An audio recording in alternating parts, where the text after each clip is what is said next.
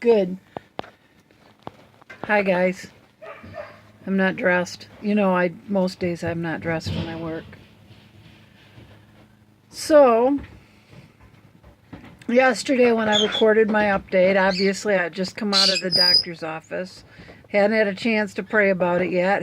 Pete and I hadn't had a chance to talk it over yet.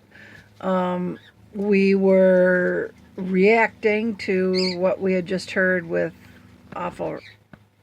being awfully upset, as you can well imagine, and as some of you from your comments also seem to be. Everybody has told us that dealing with cancer is a roller coaster ride. It's up, it's down, it's up, it's down, and we understand that now. I've dealt with cancer before with my dad. I wasn't as involved, of course, because my stepmother handled most of the things, but just seeing it and being there at the hospital, I wasn't a decision maker necessarily, unless she asked my thoughts, but just I wasn't as close to it as I obviously am now. So anyway, last night Pete sat down and wrote. Janet is his urologist, his local in Saginaw, who's been working with him on all this. And she's the one that referred him to the surgeon up in Traverse City. And so last night he sat down and he wrote to her and basically told her what the surgeon had said, and told him that the surgeon had recommended more tests. And Pete said, it's been a month and a half since I was diagnosed. I've gone through tests. I've waited for this test. Then I wait to talk to this person. Then I wait for another test. And he said, I'm done waiting. I want something to happen now. And the surgeon said, surgery was not an option anymore, that it was too late. It was too late for radiation. Well, Janet disagrees. She called him early this morning. In fact, she has talked to him a couple times, and he got a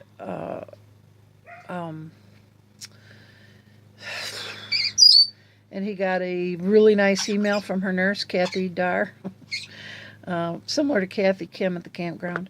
Anyway, so he will, and he also got a call from now his manager for his case with the VA, who's coordinating the appointments for the cancer center in West Branch.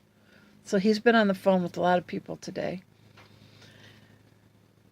Once Janet, his urologist and the head of all this, his treatment, his doctor, once she read that, she was pretty upset, pretty angry.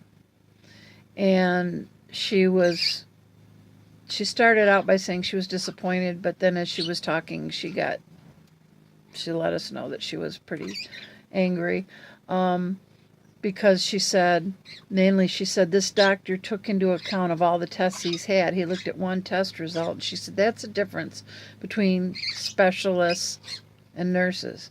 And I know specialists tend to just look at a very small piece of the picture because that's all they do.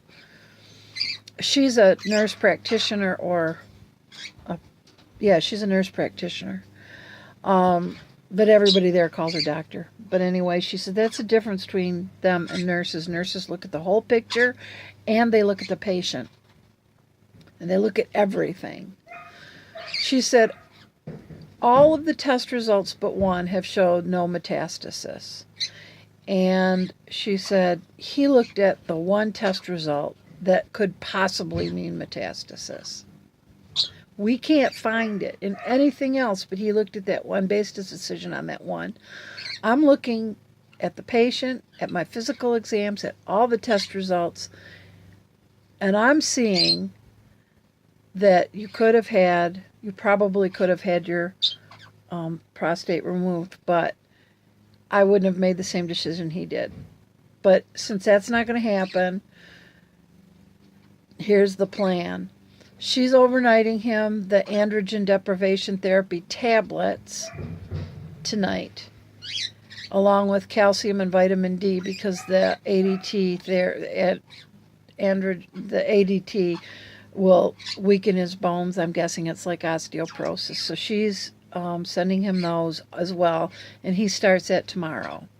He's going to take that for 2 weeks to see how he tolerates it, and then if he tolerates it well, then in 2 weeks he's going to get his first injection of the androgen deprivation therapy, and that's going to happen for a couple of years, 2 to 3 years apparently.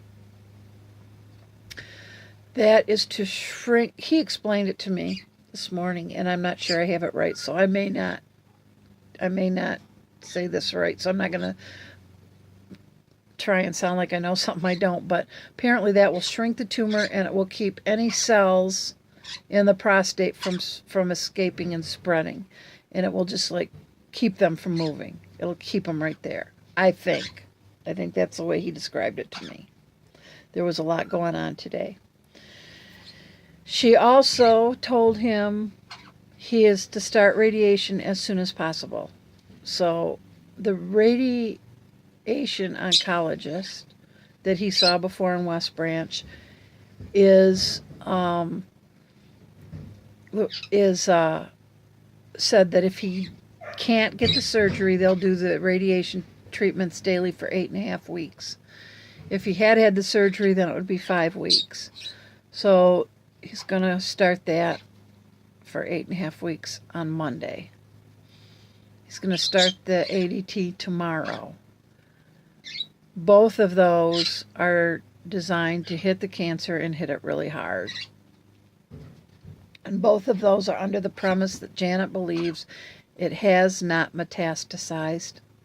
There could be some cells in his body that have escaped, but there's no tumors, there's no signs that the cells have attached or started to take root elsewhere. So, and if that happens, then they'll, if they see the evidence of that, then they'll deal with that differently. I guess that chemo's appropriate for that, but she doesn't see any evidence of it. So first they're going to hit the prostate hard.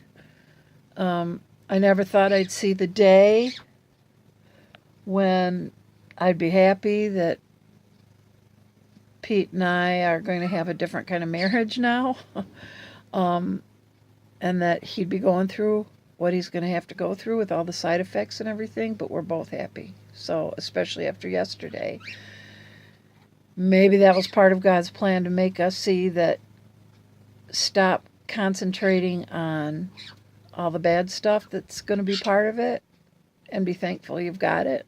Be thankful there's something. And she believes that she can expand his life expectancy. So we are going to, everything's starting the next 3 days. I'll tell you what, that woman was kicking butt and taking names today. She was furious. Before she even called at like real early, 9 o'clock or whatever, she had already made all kinds of arrangements and phone calls and stuff. She's amazing. She gets stuff done. So we are thrilled. So tomorrow he'll start taking the pills, and the calcium, the vitamin D3, and obviously the hormone things that will stop all the male hormones from circulating or producing or whatever. So that's what's going on. I could add to this today and make it a full vlog, but mostly I just wanted to update you guys. I'm working today, and then we'll eat dinner. I mean, that's what kind of day it is. And I'll start laundry because Pete's out of socks. So, there's not going to be anything else to report. The next door neighbors are moving today. They were renting, and they bought a house. She got transferred, and they bought a house where she got transferred. So, in the Grand Rapids area. So, I don't know who will get in there next.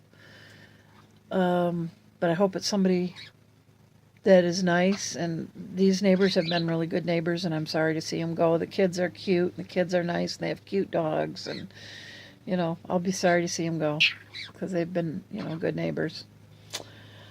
So that's all I've got to say today. You can hear, or rather not hear, her. Right, Chloe? Right, Chloe? Yeah. She's acting like a normal Pioneer again. Yeah. Look at her. She's hunched. She's saying, okay, let me out. Okay, I'll let you out in a minute. After Pete gets back in, because he's out messing around the garage and going in and out of the RV. Obviously, we have to have the doors locked when the birds are out, so nobody ever gets lost. All right, guys, it's been a busy day. Pam is off today, so I'm the only one taking calls, and it's been really busy, but it slowed down, thank God, long enough for me to update you. I am going to go. I'm not even going to edit this, so if I say something stupid or whatever, just ignore it. I'm just going to get this uploaded so you guys can be updated ASAP, and I will see you guys tomorrow. I hope you're all having a great day. Take care. God bless, and good afternoon. Bye.